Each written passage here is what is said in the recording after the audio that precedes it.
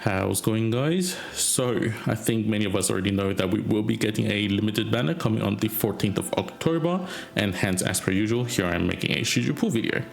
A bit different this time is that I'm trying something brand new where I'm going to split these two operators apart and I'm going to focus one of them like on each video. So today we'll be focusing on Lemuen, and then tomorrow I'll talk about Extra Altar. Why the change is because I'm having a bit of a sore throat issue, so it's really hard for me to record two a long video, so please excuse me for me having to separate it into two videos. So without further ado say, let's go on with why you guys should definitely pull for Lemuen, and then let's talk about her kit. So here we have Lemuen, who is a Deadeye sniper. So the previous Deadeye 6-star Deadeye sniper would be Fartooth, if we still remember that operator. I definitely do, because I have a friend who is a huge fan of Fartooth, but let's put that aside. Let's talk about how the class actually works. A reminder that I will be talking about this operator as if she is module level 3, because I think if you really want to get the most out of her, you do want module level 3. But as if you're like just starting the game and you're like, okay, this is my first limited banner, is she not usable without module? That's not the case. You can still definitely use her without module. It's just that it will be a different use case. I will talk about that at the end of this video, but don't be worried about that. I'm just talking about it because it makes the most sense to include module level 3 content info in this video. So let's take a look at her trait first. So usually with Deadeye snipers, their normal trait is that they will prioritize enemies that have the least amount of defense within their attack area. And sometimes that could be an issue because, as you can see here, she has like really high attack. So what they usually want them to do is snipe down boss enemies, right? But boss usually has more defense than your normal enemies. So that kind of conflicts with the role that they want these operators to play in. She has her own kit to solve this problem, so we'll talk about that, her skill set a bit later. But yes, that's usually a kind of an issue when it comes to Fartooth. Thankfully, they kind of solved it for her.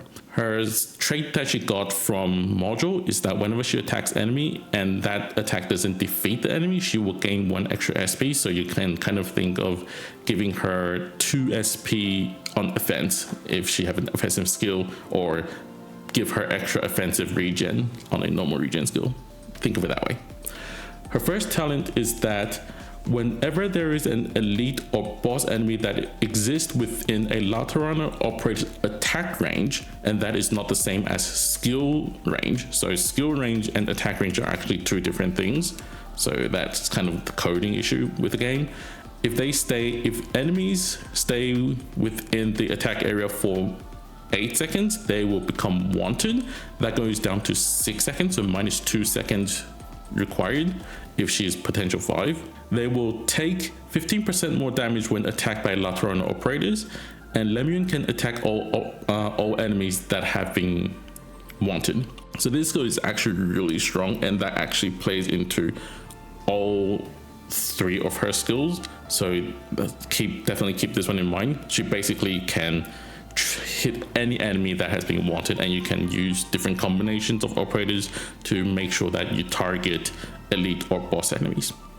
Her second talent is that if she's on the field for 15 seconds or more, she will gain plus 18% attack. She herself, her ammo skill, will gain 2 more extra ammo, maximum ammo, and other Laterana operators will gain 1 maximum ammo. This actually comes huge. So this is also from the module as well, and that's also why I kind of recommend module level 3. So this talent actually comes in really handy later on when we talk about Extra tomorrow. So definitely keep that in mind as well. So that will be Lemuen's trait and her talent with module level 3. Next, let's take a look at her skills. So first of all, we got skill 1. Her first skill is a offensive recovery skill. So this definitely benefits from her trait where every time she attacks, she gains 2 SP. So even though this is 8 SP skill, you can think of it as a 4-hit regen skill. So upon activation, she will gain 6 ammos. That's the base ammo, and then you can plus the talent 2, so she gain 8 ammo. Whenever she attacks, her attack increased to 210%, and she will attack 2 enemies at the same time. So the best thing about this skill is that this is just your AFK skill. Really basic, but actually really powerful just because of how high her base attack is. And then including the second talent where she gains increased attack, and then the extra damage increase from her first talent as well. This actually comes up to be a really high damage per hit skill, which is really nice. And skill 1 can also benefit from attack speed. Like if you're using her in IS, that's actually the main way you would use her in IS 5, which is just skill 1. And if you're an AFK player, or if you just barely start the game, this is also your best choice. Like you can just use her right away and she'll be pretty good. Obviously E1 her for the extra range, but just as is, skill 1 is already a really nice skill if you're using her as an AFK operator. So that would be skill 1. Next up, we have skill 2. So this is a automatically regenerated skill. Upon activating, she will gain plus 80 attack speed, plus 70% attack, and whenever there is a wanted enemy on the field, she will use 1 ammo to target the enemy and charge for at most 3.5 seconds, and then do a snipe that will ignore evasion. So within that skill duration, her attack will increase from 180%, it gradually increase to 425%.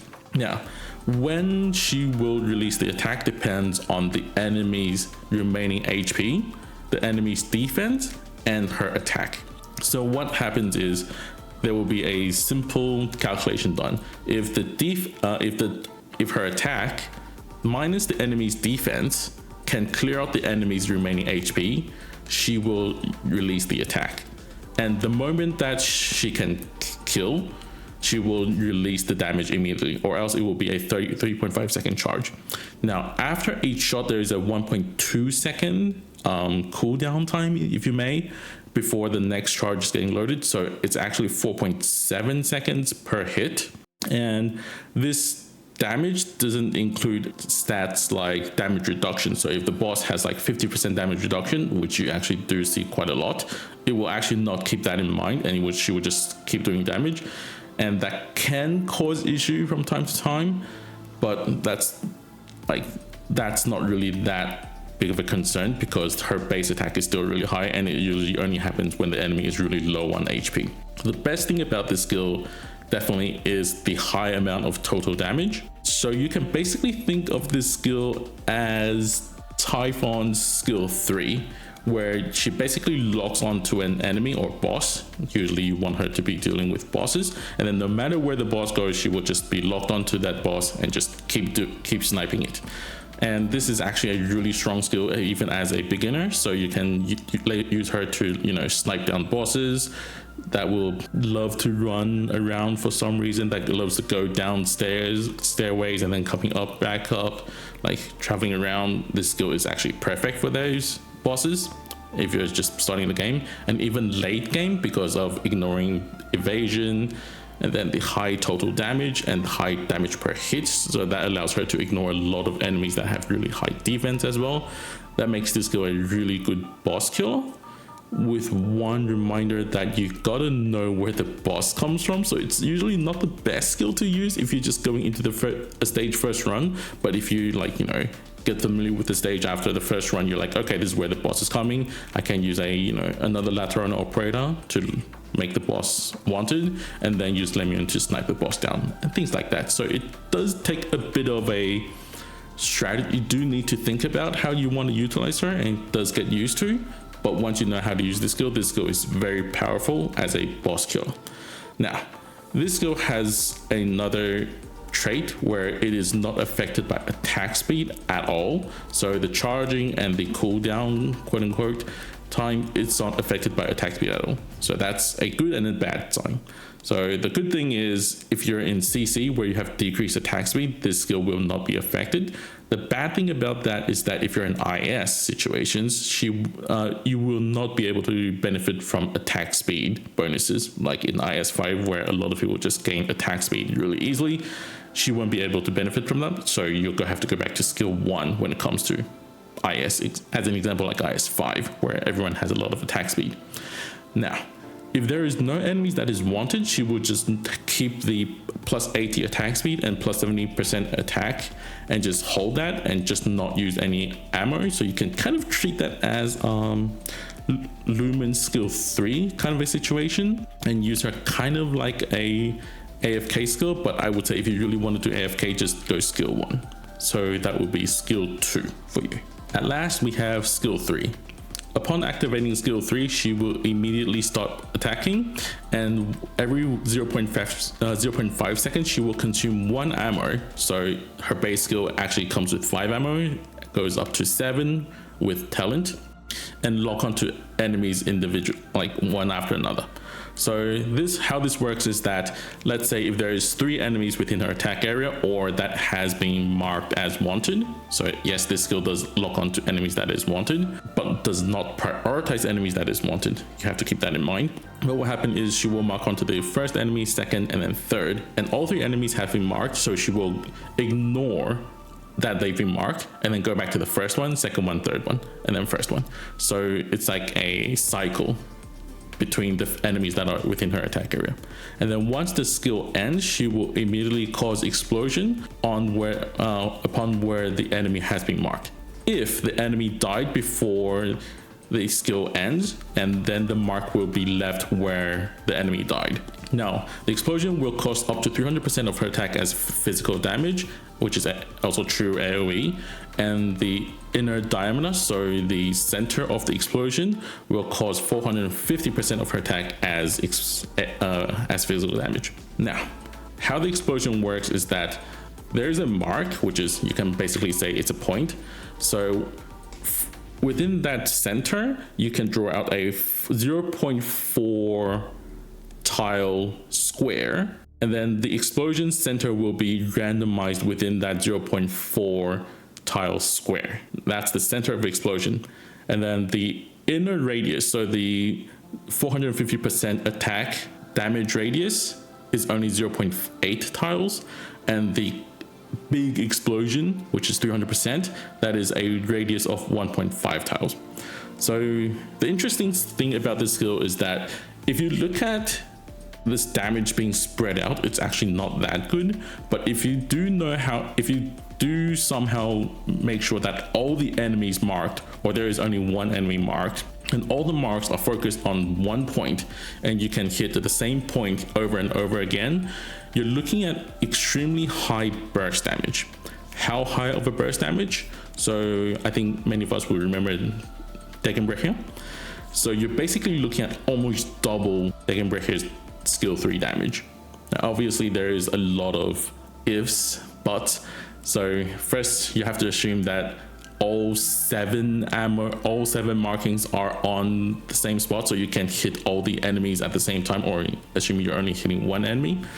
Second of all, it does take a bit of a time because first of all, you're looking at a longer skill damage period, because you do have to let the marking take place once every 0.5 seconds, so that's 3.5 seconds, while Degenbrecher would have already been done.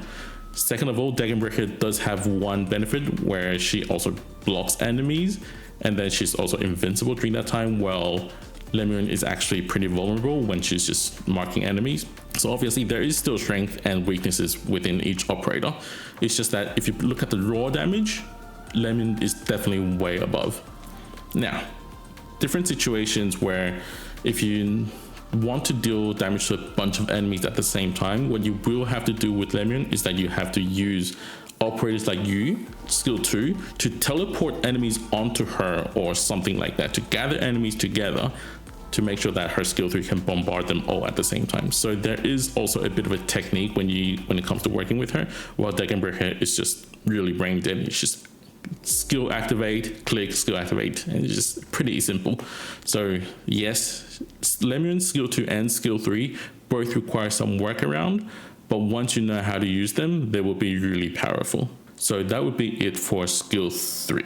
So at the end, I would like to talk about like how she performs in different use cases. So first of all, let's go back to if you're a beginner, because I think there's quite a few beginners starting now. I don't know if it's just me, but I think there's a lot of people joining Arknights right now, and this is probably their first limited banner. So as a beginner, you might not have a lot of resources to, E2, skill 3, and M3 up your skills, or even module level 3.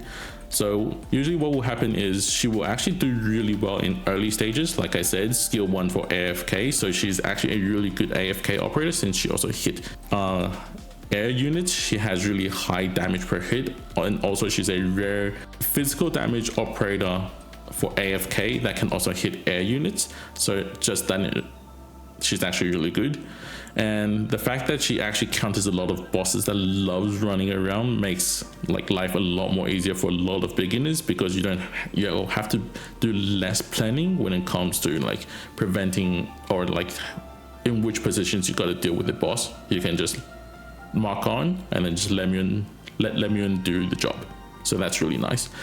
When it comes to us who loves to, just when event comes out, first try, speed run everything, I don't think she does that well in that front when it comes to normal event stages.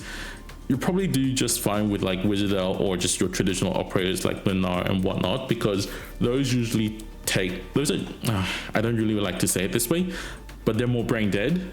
Well, Lemuen, you gotta actually figure out like where the enemies are coming from and your skill timing and whatnot. So she does take a bit of work to make sure that she can perform her best. That's probably the biggest thing about her. It's just that you do need to work around. Now, when it comes to CC, I would say she probably has the highest chance of performing well in CC in our current format, where arts damage is still really dominant. So she will perform really well in high defense, relatively speaking, high defense situations where operators like Lenar and Wizardel might not do plenty of damage. Like if enemies have 2,000 defense, I'm pretty sure Lemuen with her skill 2, where one charge can do 10,000 damage, will do much better than them, even at those really high defense. Obviously, when defense goes too high, like if enemy have 10,000 defense, that's when KOB comes back again. So that's that. But I think she does have a bit of a hope if we do get some sort of physics meta again. So we'll see how that goes. At least I haven't seen that coming yet when looking at the CN part of things.